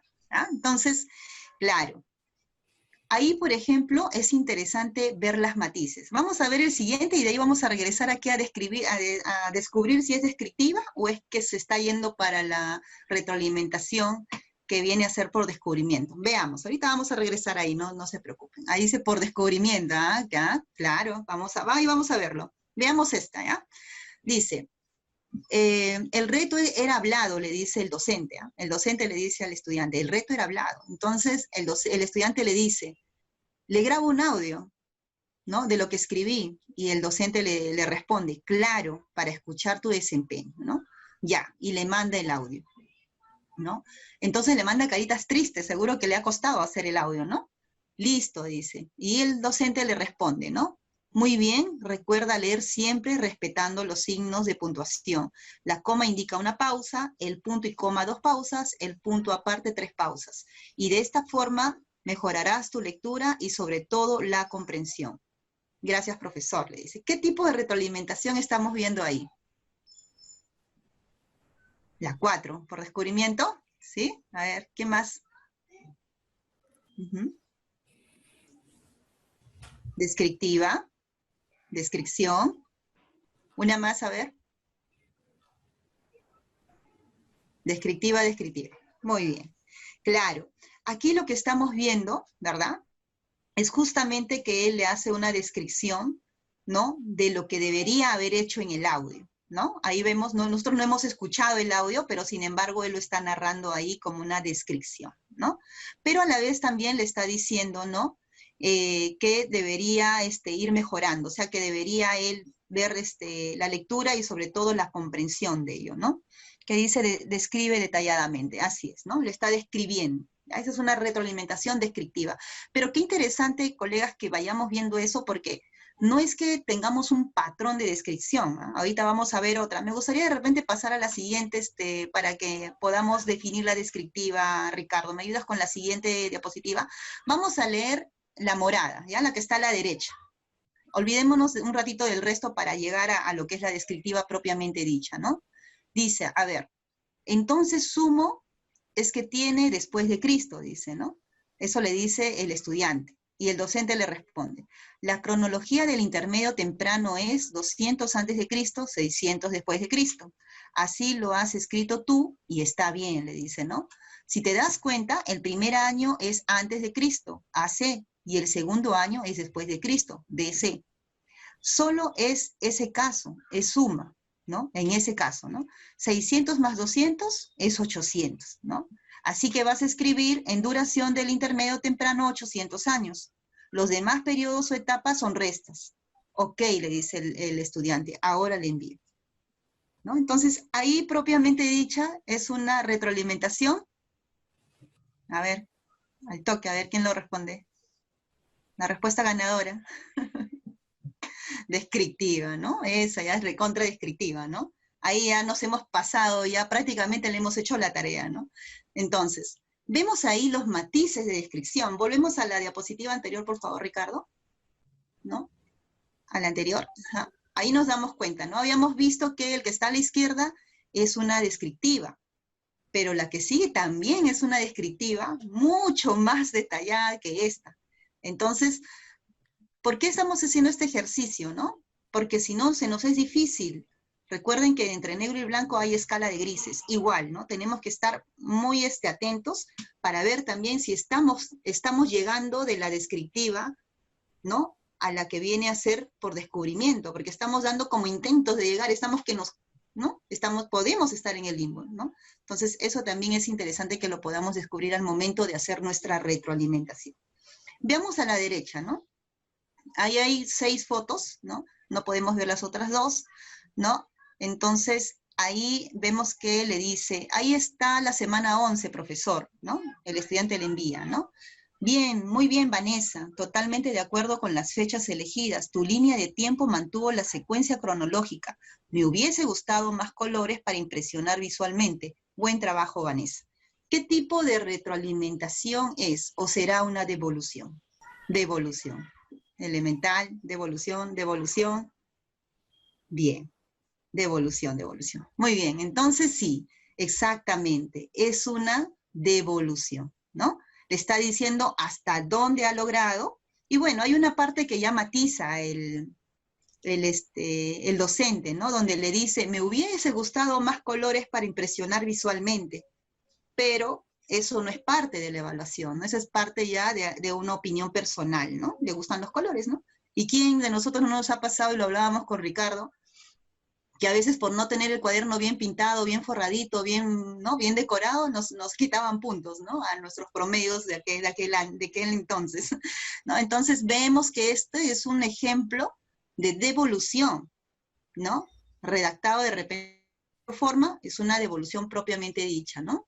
Bien, entonces ahora sí vamos a ver la de la izquierda, ¿no? Vamos a leer nuevamente lo que decía, ¿no? Muy bien, recuerda leer siempre respetando los signos de puntuación, la coma indica una pausa, el punto y coma 2 pausas, el punto aparte 3 pausas, y de esta forma mejorarás tu lectura y sobre todo la comprensión. Eso decimos que era una descriptiva. La anterior fue, ¿no, Ricardo? A ver un poco la anterior, había uno que dejamos para el final. Sí, esta creo que ha sido, no. Sí, la de Edgar, ¿no? Bien, Edgar, recuerda siempre que para redactar un texto escrito, en este caso la carta formal, debemos utilizar la adecuación, la coherencia y la cohesión. Investiga esos términos. ¿Qué tipo de retroalimentación está presente en este ejemplo de Edgar? A ver, 3 que nos respondan. Descubrimiento, la retroalimentación por descubrimiento, exacto, ¿no? Por descubrimiento, ¿no? Y hace rato podíamos haber pensado que era como descriptiva, ¿no? En cambio ahora ya decimos con seguridad es por descubrimiento. Sí, colegas, entonces la idea es que nosotros podamos ver hacia dónde, claro, porque cuando le dice que investigue, ajá, le estamos dando pausas, pero además no le estamos dando todo completo, lo estamos induciendo a que él investigue por su lado, ¿no? Muy bien, colegas, perfecto sus respuestas. Teníamos muchos ejemplos más porque nos dijeron justamente que querían algo más ejemplificado. Nos hubiese encantado de realmente tener ejemplos de ustedes mismos para poder también conversarlo, pero esto también es de la modalidad. Bien, aquí Ricardo ya nos pone un pantallazo del portafolio, ¿no? Y me voy a ir a la siguiente diapositiva, Ricardo, porque nos habla un poco de las ventajas del portafolio. Ya más que explicarles qué es un portafolio, que yo sé que lo manejan y ahorita vamos a revisar esa imagen, es interesante que conozcamos la ventaja del portafolio. Entonces aquí me van a ver como si estuviera vendiéndoles yo el portafolio, ¿ya? Yo les voy a explicar por qué es importante el portafolio. Bueno, lo importante también es saber que hay un portafolio que es del estudiante, que puede ser su cuaderno, que puede ser su folder con sus fichas impresas, que puede ser, ¿no?, sus trabajos, sus reflexiones. Eso es el portafolio del estudiante. Y eso se convierte en un portafolio de actividades. Nosotros como docentes, lo que debiéramos tener es un portafolio de evidencias, ¿verdad? De evidencias. No voy a hacer la compilación de todas las actividades, sino de las evidencias. ¿Qué es la evidencia? Por ejemplo, ¿no? Si el estudiante tuvo, ¿no?, a bien desarrollar una ficha, ¿no?, ha producido algo, él tiene su portafolio con su actividad terminada. Pero yo como docente, lo que debiera tener, ¿verdad?, es el resultado, o sea, esa devolución o esa retroalimentación, ¿no?, de esta actividad, ¿no?, que yo ya he evaluado. Entonces, eso es para mí mi evidencia. Ahora, mi estudiante de repente hizo un audio, le pedí una poesía, ¿ya? Ahora por 28 de julio. Me mandó el audio. Él tiene el audio para él seguramente grabado en su celular. Yo grabaré el audio, esa será mi evidencia, si yo quiero mi portafolio de evidencia, o será mi evidencia para mí como docente el poder tener un poco la descripción del audio o la devolución o el tipo de retroalimentación que le he dado. Eso hay que tenerlo en cuenta, ¿no? Nosotros tenemos que tener en cuenta que para mí, mi portafolio de evidencia es aquella evidencia que ya ha sido revisada, ha sido retroalimentada o le he dado devolución. Ese es mi portafolio de evidencia. Y hay un ejemplo muy práctico que siempre conversamos con Ricardo, ¿no? Un ejemplo bien sencillo, además, ¿no? Que se trata del proyecto, creo que fue en la semana 5, ¿no? Que me hablan del proyecto del cuidado del ambiente, ¿no? Entonces, la profesora dice, ya, a ver, vamos a hacer el proyecto del cuidado del ambiente con lo que sobra en la casa. ¿Cuáles son los desechos que más produce el hogar? Plásticos, papeles, ¿no?, vidrio. Entonces, por ahí que los estudiantes ven que hay más, se toma más gaseosa, qué sé yo, y ven que hay más plásticos. Ya, entonces selecciona. Segundo, elabora con lo que más desechas en tu casa, en este caso las botellas de plástico, algo que puedas usar nuevamente, ¿no? Entonces el estudiante de repente ha querido hacer un portalapiceros, portaplumones, qué sé yo, ¿no? Y tercero, le dice, ya, ahora tómate una foto con tu producto terminado o el producto terminado.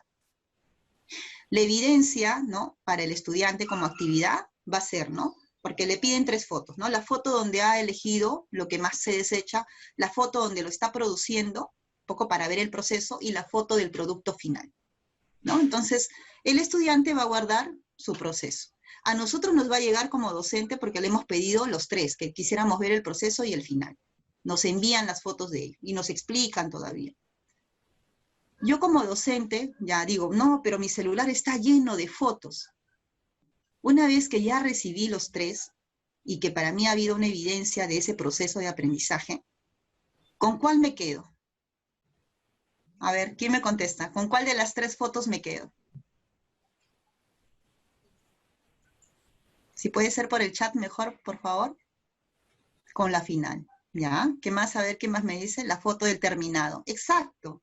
Entonces, mi portafolio de evidencia puede para mí ser esa foto. ¿Qué quiere decir? Por ahí un docente me dijo, un colega, sí, Sara, entonces lo demás, ¿cómo no? Para mí es importante el proceso. Claro, pero es que el proceso tú lo recibiste y tú lo mediste y tú diste el feedback si fue necesario. Pero si ya al final tienes que tener tu portafolio, tú vas a guardar la evidencia de mayor calidad, la que te va a dar a ti luces de lo logrado, y esa es la final, ¿no? Entonces, esa diferencia entre el portafolio que tiene mi estudiante y mi portafolio de evidencias tiene que tener claro, tiene que quedar claro para nosotros, ¿no?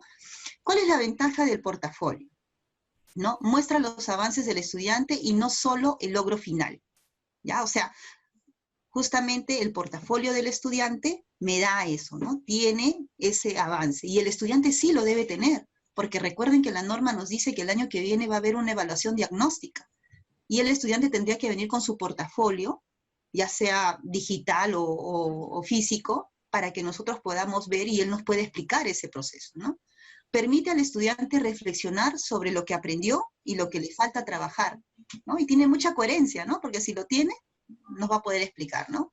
Es versátil y se puede adaptar a casi cualquier proyecto, ¿no? O sea, lo podemos usar tanto en SETPRO como en SEBA y en los ciclos que estemos, ya sea básico, inicial, intermedio, avanzado, medio y qué sé yo, ¿no?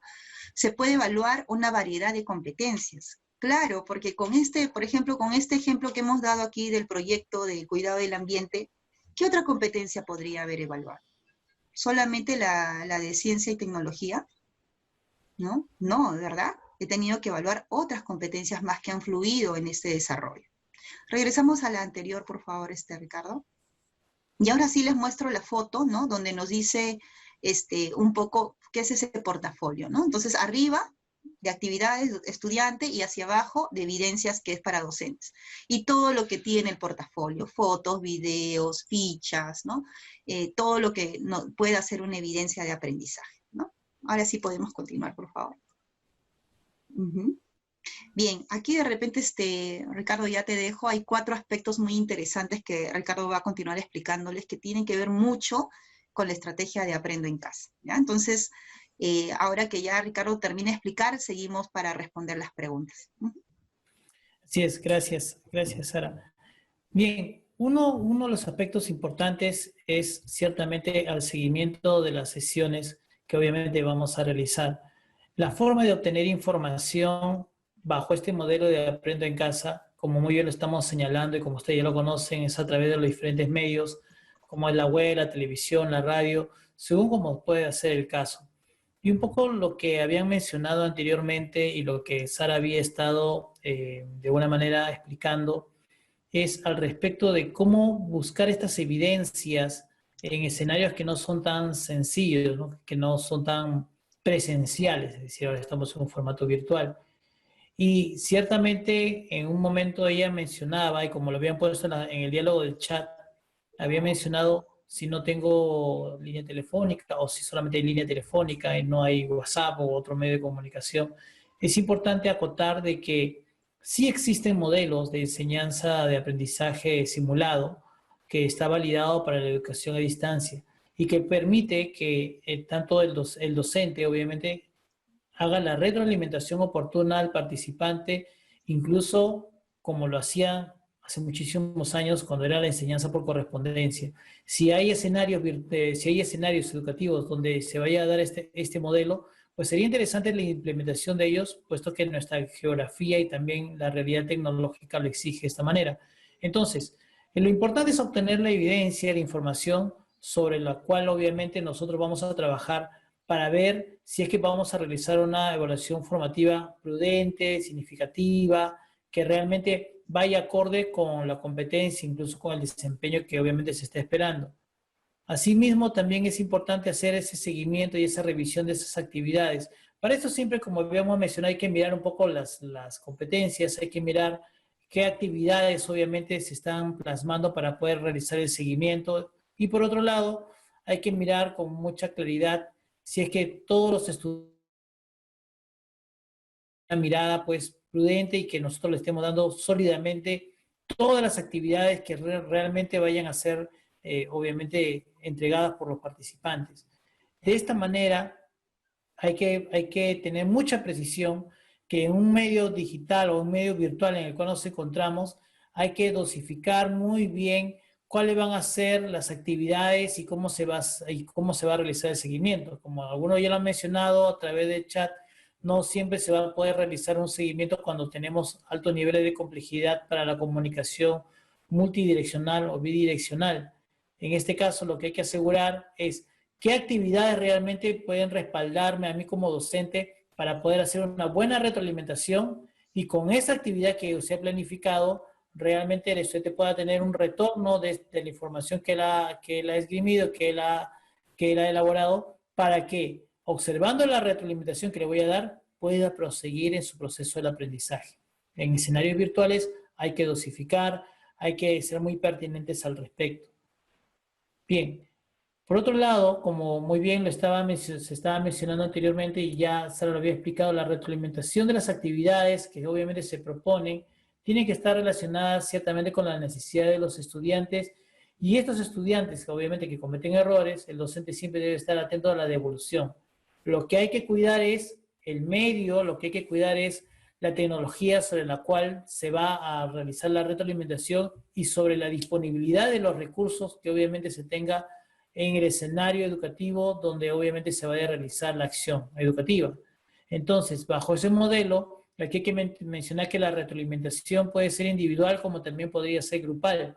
Y aquí hay un punto importante que a veces no lo hemos considerado. Una retroalimentación individual siempre tiene que estar orientada obviamente a la persona, pero cuando hacemos una retroalimentación grupal hay que construir los instrumentos que me permitan a mí evaluar en equipo. Y en eso nos enseña mucho la metodología del aprendizaje cooperativo o la metodología del aprendizaje colaborativo, donde la exigencia es trabajar en equipos y lo que me exige es que tengo que crear un instrumento que me permita evaluar el trabajo en equipo, no necesariamente de una manera individual. Recuerden ustedes que una forma de asimilar el aprendizaje y lograr una muy buena comprensión es en equipo. Por lo tanto, el instrumento de evaluación que vaya a crear debe tener estas características de evaluar el equipo, es decir, con sus diferentes roles que vayan a tener los participantes, de tal manera de que uno puede evidenciar que la meta esperada se ha logrado para ese momento del aprendizaje bajo esa estructura de un trabajo grupal o en equipo.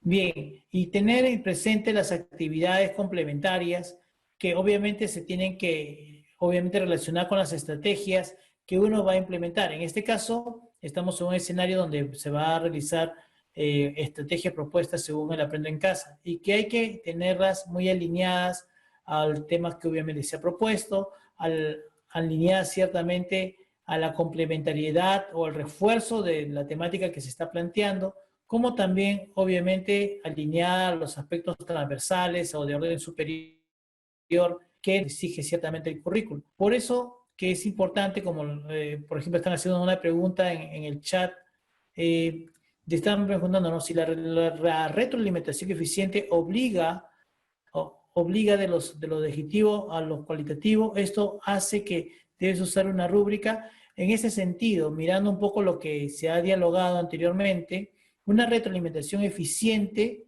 siempre tiene que, obviamente, estar orientado en lo que tú esperas evaluar. De pronto, como ya le estaba explicando Sara anteriormente, la meta de una evaluación es que uno vaya al aspecto de la reflexión, pero en la construcción del proceso del aprendizaje, en un determinado momento, quizás vaya a ser una evaluación un poco más elemental porque de pronto estás observando que hay algunos aspectos que hay que mejorar, incluso que hay que mirando los aprendizajes previos hay que hacer algún reajuste. Entonces, la mirada de una retroalimentación eficiente está en relación a la meta esperada y que en el camino se van realizando diferentes niveles, obviamente, de retroalimentación.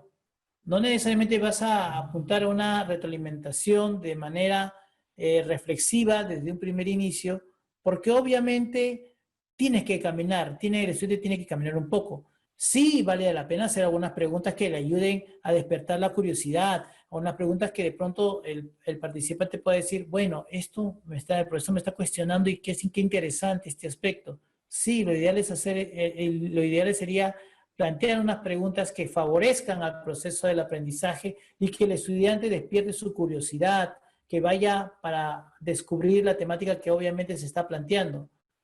En otros momentos, como muy bien lo han mostrado Sara en algunos ejemplos, algunos puntos tendría que ser elemental porque de pronto se necesita alguna precisión, algo que de pronto quedó un poco no tan claro y que vale la pena indicarlo, precisarlo, tocarlo, que quede totalmente claro para que luego pasar a un proceso de reflexión. ¿Cómo se va a determinar estos aspectos? Obviamente con la metodología que estás siguiendo. Si vas a hacer una metodología que está basada en el aprendizaje significativo y de pronto vas a aplicar el aprendizaje basado en problemas o en proyectos, pues ya sabes que siempre vas a tender a la reflexión o al aprendizaje de estudio de casos, pues tendrás que tender a la reflexión por lógica de situación. Y que toda la temática pueda ser en esa óptica, sí, es posible hacerlo, pero es cierto también que cuando no se conoce totalmente las características del estudiante y en un entorno actual donde de pronto nos hemos insertado en un escenario educativo donde prácticamente al momento de comenzar las clases hemos entrado en un estado de cuarentena o un estado de emergencia, de situación de emergencia, donde de pronto no hemos podido tomar el termómetro de las características del estudiante. De pronto es importante, o debió haber resultado importante, tomar esa información y de pronto hacer una pequeña evaluación elemental a fin de poder registrar en qué nivel se encuentran nuestros estudiantes. Muy bien. En esta tabla, bueno, no vamos a ahondar mucho en este aspecto, a menos que Sara me lo diga, que la temática es ahora poder responderles algunas interrogantes. Ciertamente la diapositiva va a estar siempre a disponibilidad de ustedes, pero sí queremos dejar claro que todo tipo de evaluación tiene que estar alineada ciertamente a un orden superior, donde de pronto exige un nivel de reflexión, un nivel de lo que se espera en relación a la meta a alcanzar.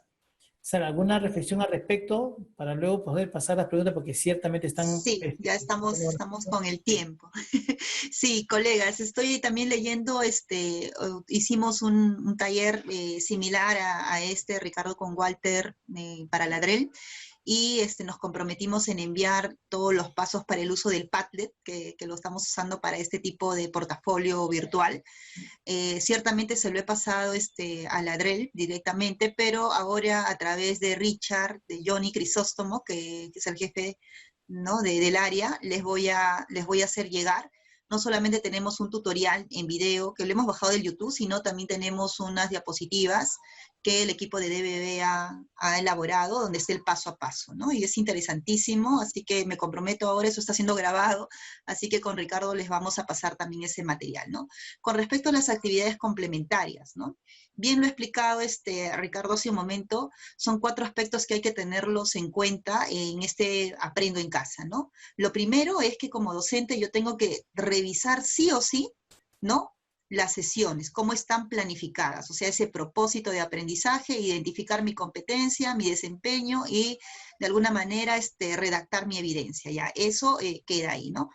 Pero luego también paso a revisar las actividades, ¿no? Las actividades del mismo programa o del mismo material, para identificar si estoy o no acorde a lo que necesitan mis estudiantes. Y también hacer seguimiento a la resolución de estas actividades, porque ahí es donde cobra vida el tercer paso, que es la retroalimentación. Entonces, mi primer paso, reviso la parte de planificación en web, radio, lo que hay. Segundo, reviso las actividades, pero también hago el seguimiento de la resolución de estas. El tercer paso, propiamente dicho, que lo ha explicado bien Ricardo, es la retroalimentación, y que ha sido, ¿no?, lo que hemos ido ahondando. Para llegar al cuarto paso, que son las actividades complementarias. Es mentira, colegas, que digamos, no, al cuarto paso yo no llego, eso, nada. Siempre hacemos actividades complementarias, ya sea para apoyarlos, para profundizar los previos, pero siempre complementamos algo. Y yo lo he visto en la mayoría de los centros de educación básica alternativa y de los centros. Pero, ¿qué son estas actividades complementarias?, ¿no? Lo explicaba bien Ricardo. tenemos que darnos cuenta de qué tipo es, ¿no? Y vamos a leer solamente el ejemplo para entenderlo, ¿no? Las actividades complementarias son aquellas que están alineadas, ¿no? A la competencia, al propósito que me da, en este caso, la plataforma Aprendo en Casa, ¿no? Están alineadas y deberían tener también un orden superior, ¿no? Sin embargo, vamos a ver que acá en el ejemplo hay 3 tipos. Vamos a ver en cuál estamos nosotros transitando, ¿ya? Por ejemplo, ¿no? En el primer cuadro que ustedes ven en la primera columna, bueno, en la segunda en este caso, el ejemplo me dice, ¿no? Si en la clase remota el estudiante aprendió a comprender un texto instructivo, para preparar un plato típico, la actividad complementaria podría ser un poema de un autor peruano, ¿no? Entonces nos estamos dando cuenta que no tiene que ver nada del poema con lo que es un texto instructivo que va más por la instrucción de una receta, por ejemplo, ¿no? Ahí estaríamos nosotros cayendo a estas actividades no alineadas al tema propuesto y encima de orden inferior. No alineadas porque no tiene que ver nada el tema con lo que estoy proponiendo, y de orden inferior porque mientras estamos pidiendo producción, aquí solamente le piden lectura, ¿no? Luego tenemos también aquella que está alineada y es de orden superior. Y si vemos el mismo ejemplo, dice, ¿no? Si en la clase remota aprendió a comprender un texto instructivo para preparar un plato típico, la actividad complementaria podría ser que el estudiante, ¿no? Les envíe, bueno, el docente les envíe 3 textos instructivos para que el estudiante analice, identifique los temas principales, ¿no? Que abordan y respondan además a la pregunta, ¿cómo me podrían servir cada uno de ellos en este contexto? Ahí ya es de orden superior, ¿por qué? Porque recuerden que la rúbrica 2 me pide 3 habilidades de orden superior, ¿no? Lo que es el razonamiento, la creatividad y el pensamiento crítico. Cuando yo logro que el estudiante tenga una postura, y en esta pregunta me lo dan, ¿cómo me podrían servir en este contexto? Ya estoy yendo a un orden superior, que es el pensamiento crítico, ¿no? Bien, pero también a veces estamos en la otra actividad complementaria que también es de orden superior, ¿no? Está alineada y además es transversal, ¿no? Cuando es transversal estamos diciendo que no solamente va a desarrollar desempeños o capacidades o competencias de un área determinada, sino que también lo desarrolla en otras áreas más. Y no necesitas hacer muchas más actividades, ¿no? Veamos el ejemplo, ¿no? Si en la clase remota aprendió a comprender un texto instructivo, ¿no? Para preparar un plato típico, la actividad complementaria podría ser redactar, o sea, producir un texto, ¿no? Una nueva receta con lo que ellos deseen, y siguiendo la misma estructura, podría ser una encuesta sobre los platos que más prefieren sus familias, ¿no?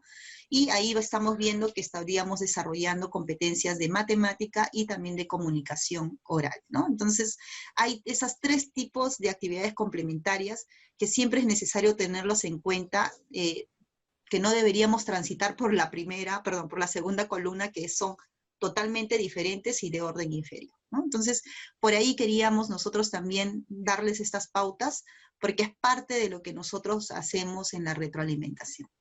Sí, seguimos, Ricardo, ¿no? Muy bien, entonces, vamos a ver, creo que tengo 2 preguntas más para poder resolverlas con Ricardo, y para ya ir terminando, hay un link para que puedan registrar su asistencia, lo hemos pasado también, ¿sí? A ver, vamos a ver las preguntas que quedaron. Bien, a ver, Ricardo, dice, bueno, lo de la planificación invertida ya lo respondimos, ¿no? Hay una pregunta que nos dice que hay una maestra que está un poco confundida porque no se le pide mucho esfuerzo a los estudiantes de la educación básica alternativa, ¿no? Entonces, ¿cómo puede ella evaluar en este sentido, ¿no? En realidad, el proceso de aprendizaje en los jóvenes y adultos requiere de nosotros bastante idas y retrocesos, ¿no? Porque nuestros estudiantes no están en la misma capacidad de los estudiantes de educación básica regular. Recordemos en primer lugar que los estudiantes, si bien han aprendido cuestiones de trayectoria de vida, de trabajo, ¿no? Incluso mucho sufrimiento quizás, hay habilidades motoras, psicomotoras que incluso no se logra ver, ¿no? Una experiencia lo tuve en Chachapoyas con unos chicos de cuarto de avanzado, señoras y jóvenes, ¿no? Que estaban practicando danza, ¿no? Y para mí mi sorpresa fue que la directora me dice, mira, están practicando danza, ¿no? eran como las 8 de la noche, y el profesor de danza les decía a la derecha, y todos volteaban a la izquierda, otros al medio, otros. Entonces, esa parte de la motricidad, ¿no? De poder reconocer, ¿no? Los lados era difícil, ya manejarlo en adultos, ¿no? Entonces veíamos nosotros qué tanto realmente estamos nosotros aportando desde las aulas en la educación básica alternativa, en este aspecto, ¿no? Que parece tan básico, ¿no? Entonces yo creo que no es tanto que les hagamos las cosas sencillas, sino es contextualizarlas, ¿no? Entonces, y lo hacemos también en EBR, ¿no? Porque es más fácil decirle a los chicos ahora, a mi hijito, por ejemplo, le gusta el Roblox, que es un juego de video, ¿no? Si yo le voy a pedir a él que dibuje, no sé, algo que me manda la maestra, pero él no lo quiere hacer, le digo, y dibújame un personaje del Roblox y lo va a hacer, ¿no? Entonces, por ahí también tenemos que ir viendo en los adultos cuáles son esas preferencias para ver cómo hacemos que estas competencias, ojo, que son competencias que ellos ya tienen desarrolladas, que están bien escondidas y que tenemos que formalizar. Entonces, no es tanto bajarle el nivel, sino es saber llegar, ¿no? Y contextualizar nuestras actividades teniendo en cuenta esas preferencias para poder permitir que ellos avancen. Ciertamente la educación remota no nos ayuda mucho porque además muchos de los adultos, los jóvenes sí, ¿no? Pero los adultos que están en básica alternativa, no todos también contactan tanto con la tecnología, ¿no? Pero vayamos haciendo un poco el intento, ¿no? Ricardo, acá hay una pregunta que dice, ¿qué evidencias pueden obtener al conectarnos con algunos estudiantes solo vía telefónica, sin WhatsApp? Bueno, eso sí la respondimos, ¿no? Un poco el seguimiento telefónico.